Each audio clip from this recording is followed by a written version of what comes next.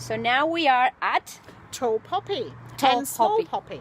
poppy. Okay, so for those that are not from Australia, as I am, and I learned this 5 years ago when I moved to this country, there is a concept that is called the tall poppy.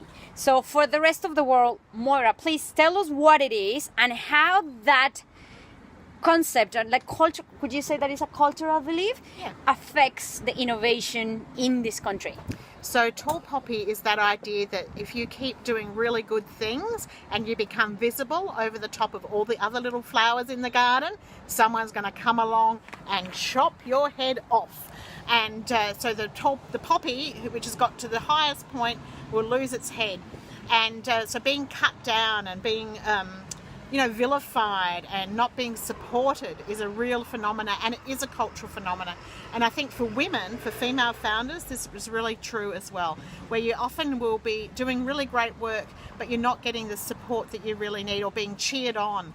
And so one of the things I wanted to do with Chooks was to make sure that we celebrated every single small thing and people felt proud of what they were doing and encouraged by the crowd rather than being pulled down by the crowd. Mm-hmm. And where does this happen? This tall poppy thing happens in Australia. Where? Like, could you give us some example? Yeah, so it can happen anywhere at any time. It can be, whether you've been really outstanding in your field in the boardroom or on the sporting field. It might be in business. It could be even in students in high school.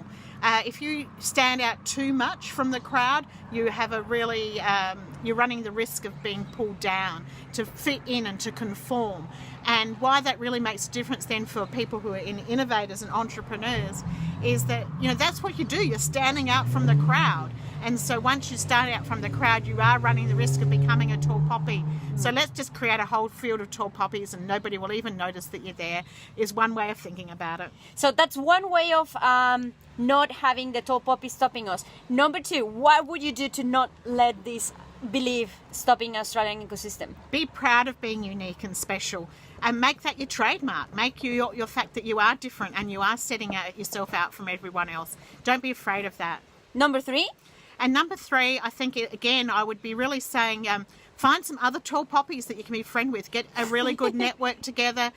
Find a group of peers who are all trying to do the same thing so that you don't feel so isolated and you do have your own tribe to come home to in those moments where you're feeling like you're being chopped down. So that was it. Last stop in Willunga, so South Australia. Willunga means place of trees in the local Kaurna language. So thank you, Willunga. Thank you very much.